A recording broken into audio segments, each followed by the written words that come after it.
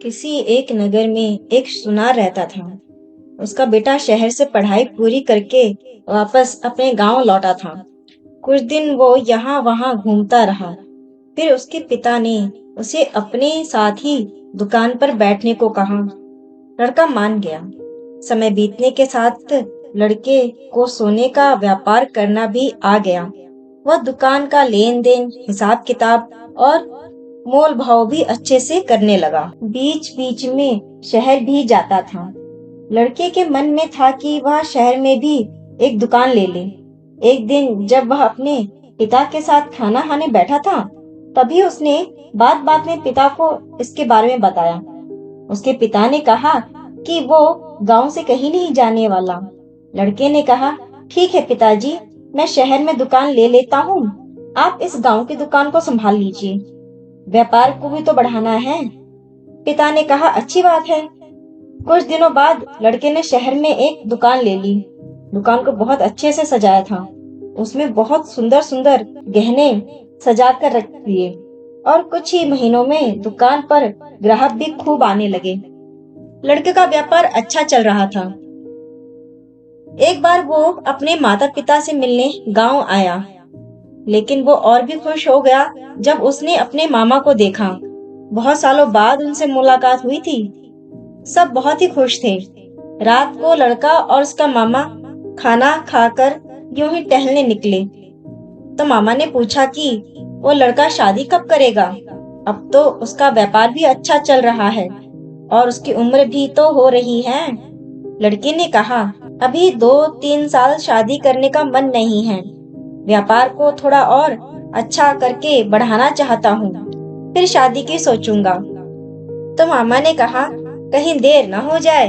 उसके मामा ने बताया, उनके एक दोस्त के जानकार थे, वह कपड़ों का व्यापार करते थे।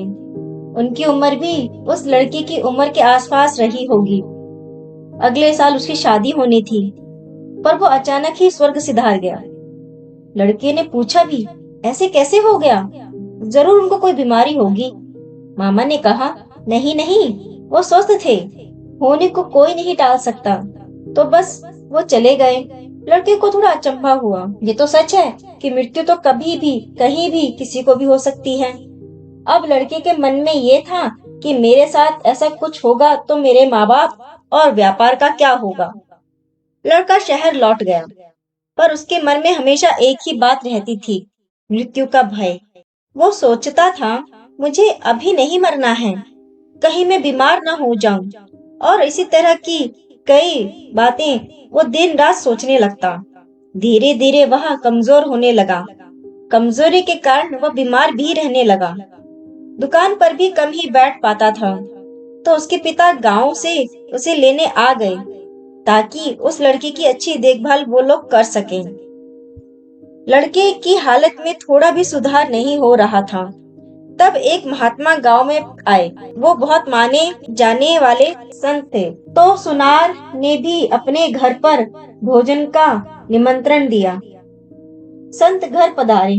उन्होंने भी लड़के को देखा और उससे कुछ सवाल किए और कहा कि मैं तुम्हें ठीक कर सकता हूँ, पर मैं जैसा कहूँगा तुम्हें वैसा ही करना पड़ेगा, तो तुम अपनी लंबी जिंदगी जियोगे। लड़के ने हाथ जोड़कर कहा, आप जैसा कहोगे मैं वैसा ही करूँगा। महाराज जी ने कहा कि रोज सूरज के सामने बैठकर ये कहना है कि मैं स्वस्थ हूँ, मेरी बहुत लंबी उम्र है और मैं अपने जीवन में संतुष्ट हूँ। बस यही सब तुम्हें हर रोज कहना है और धीरे धीरे दोहराने का समय बढ़ाना है। मैं फिर आऊंगा। लड़के ने वैसा ही किया।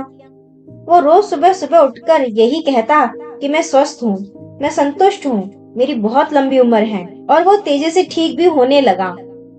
और कुछ ही दिनों बाद जब महात्मा गांव से वापस जाने लगे तो एक बार फिर उस लड़के के घर आ गए। लड़के ने महात्मा का धन्यवाद किया। लड़के के माँ बाप ने भी महात्मा का धन्यवाद किया।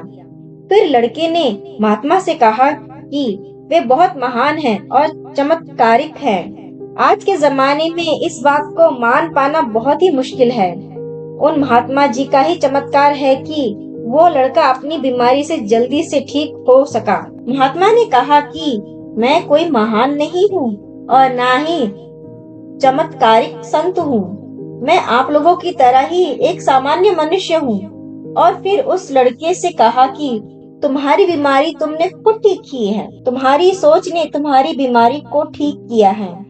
पहले तुम सिर्फ अपने व्यापार के लिए सोचते थे, तो उसे बढ़ाने के लिए कुछ नया करने की सोचते थे। तुम ये सोचते थे कि तुम्हें व्यापार में मुनाफा होगा। पहले तुम सारा दिन यही सोचते थे और तब तुम्हें तुम्हारे काम में सफलता भी मिलती थी। लेकिन जब से तुमने ये सोचना शुरू किया कि मैं बीमार ना पड़ जाऊं, मृत्यु ना हो जाए, इस तरह की व्यर्थ की सोच जब तुम सोचने लगे, तो तुम्हें चिंता सताने लगी। तुम्हारी नकारात्मक सोच ने तुम्हें बहुत बीमार कर दिया। लड़के ने बहुत ध्यान से सुना और समझ गया। महात्मा ने कहा कि तो आगे से वह लड़का अपनी सोच सकारात्मक रखे, क्योंकि सोच हमारी जिंदगी को बदल देती है। दोस्तों, हमारी जिंदगी हमारी सोच पर निर्भर है। जैसी हमारी सोच होती है, उसका असर हमारी जिंदगी पर, हमारे रिश्तों पर, हमारे काम पर भी पड़ता है। वो कहते हैं ना, जैसा सोचोगे वैसा ही बन जाओगे और वैसा ही अपने आसपास भी पाओगे। इसलिए बहुत जरूरी है कि आप अपनी सोच को पॉजिटिव रखें। इसी के साथ आज की कहानी खत्म होती है। आपको मेरी कहानी कैसी लगी, कमेंट सेक्शन में जरूर बताएं। वीडियो को लाइक, शेयर और सब्सक्राइब जरूर करें। Thank you.